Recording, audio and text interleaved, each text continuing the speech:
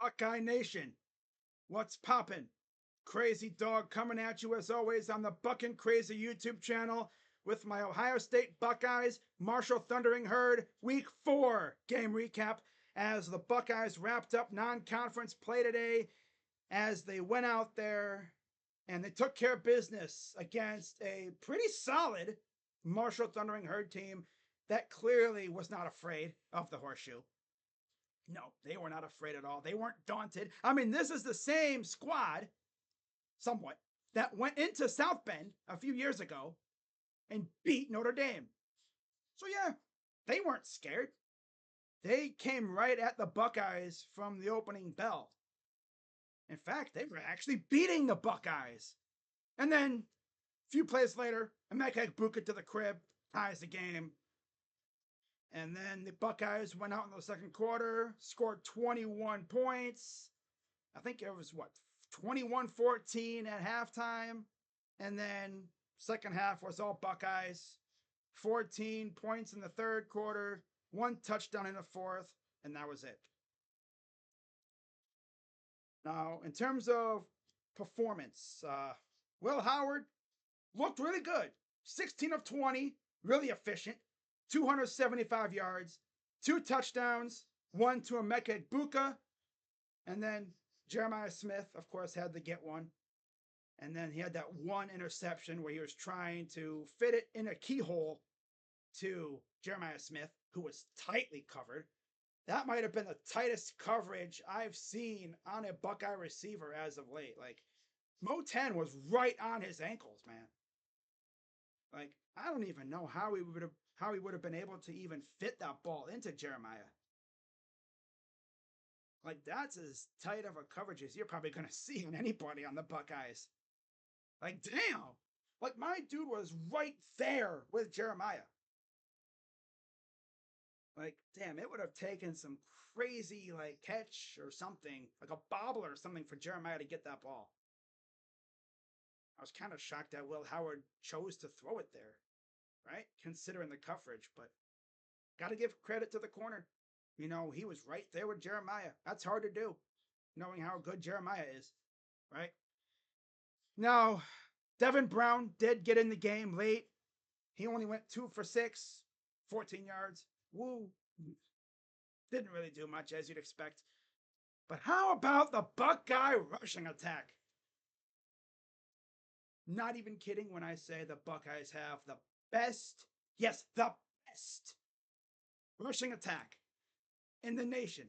Not just conference, the nation. Quinshawn Judkins, 14 rushes, 173 yards himself.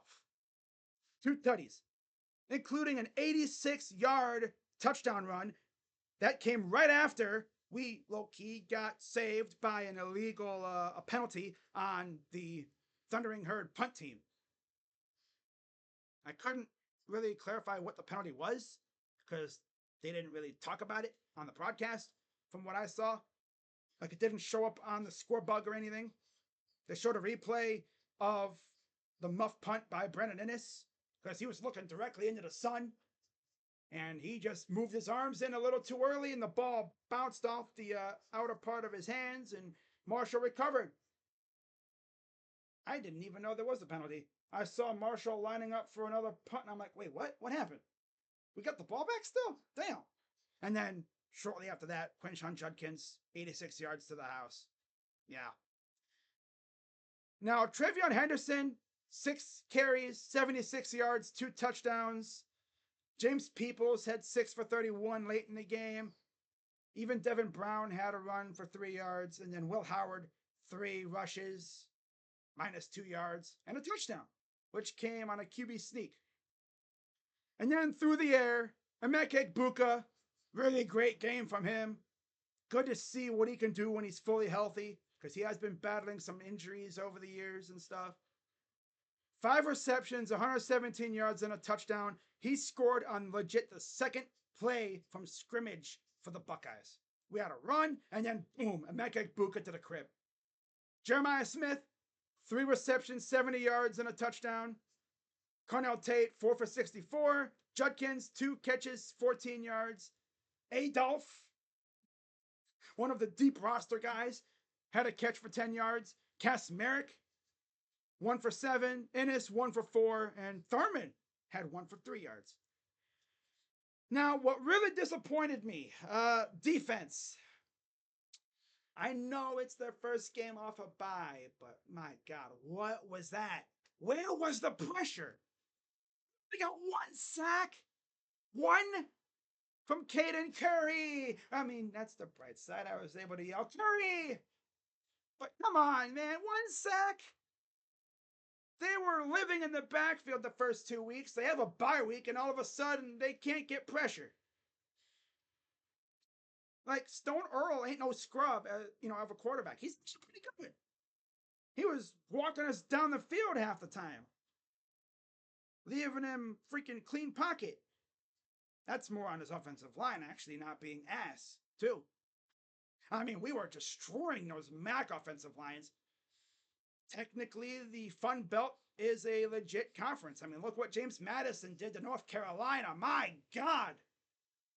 How the hell are you going to get destroyed by a school named after a dead president? Damn. You know, the spirit of James Madison's looking down, laughing at North Carolina right now. Like, damn. Damn. That's tough. But yeah, the Fun Belt ain't no slouch when it comes to how they play football. Look at all the upsets they've had over the years, right? Lathan Ransom really had the only other stat-worthy play, I guess. Whoa. We probably could have had a punt return touchdown from Brandon Ennis, but then, he stumbled. And then, of course, right after that, Jeremiah Smith had his touchdown. Now, one other thing I got to talk about. Jaden Fielding, our kicker. He was doing kickoffs, right? What was up with the 3 consecutive kickoffs out of bounds? Huh? What's up with that? All you got to do is kick the ball straight. Oh, maybe he didn't want the dude to return it. Well, kick it in the end zone then. Dude's kicking him out of bounds. Oh my God, brother. Eventually they did put in another kicker, and he was solid. He was good. Kicking the ball in the end zone. Pretty easy day for the punter. No surprise there. But yeah, overall, really good day for the Buckeyes. And now we begin conference play as they will head to Spartyland next week on Peacock. Little Saturday night football action. Should be a good one. But yeah, keeping it clean with that. Now let's get into my observations. Okay? Post-game observations. Number 1, OSU has the best backfield in the country. Again, not talking conference. Country. I don't see a running game better than ours right now. Trevion Henderson, Quinshawn Judkins. You can even add James Peoples if you want.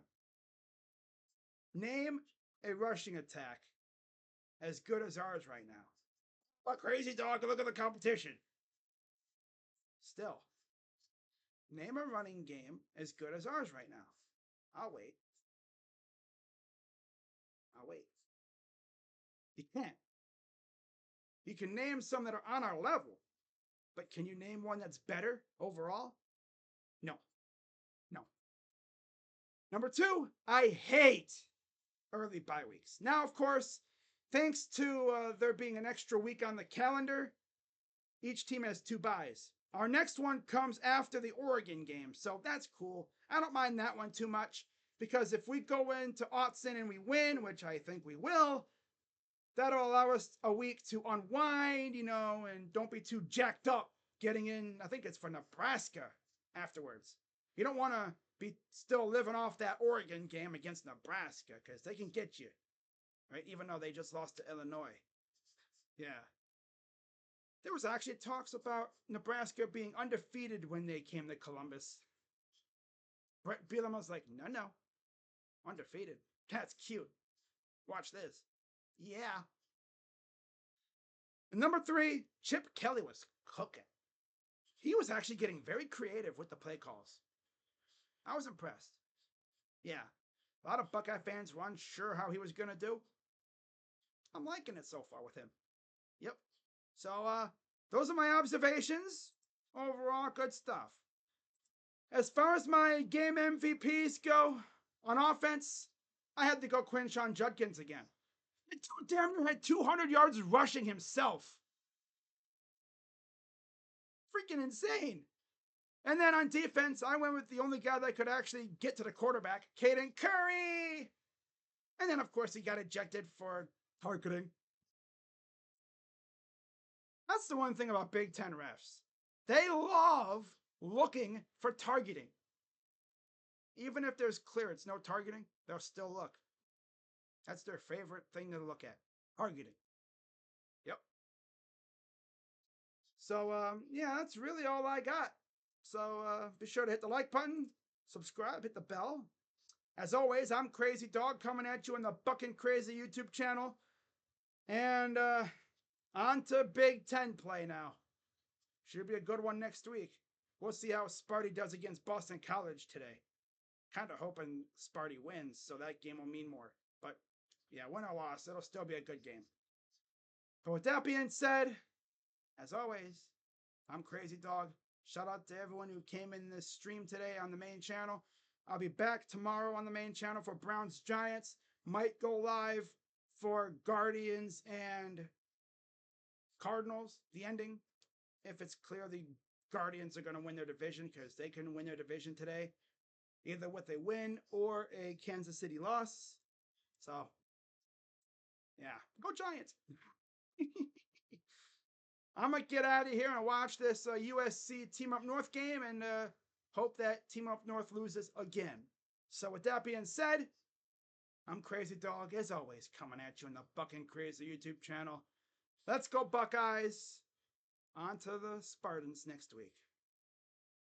I'm out. Bye. Go Bucks. OH. I'm out. Yeah.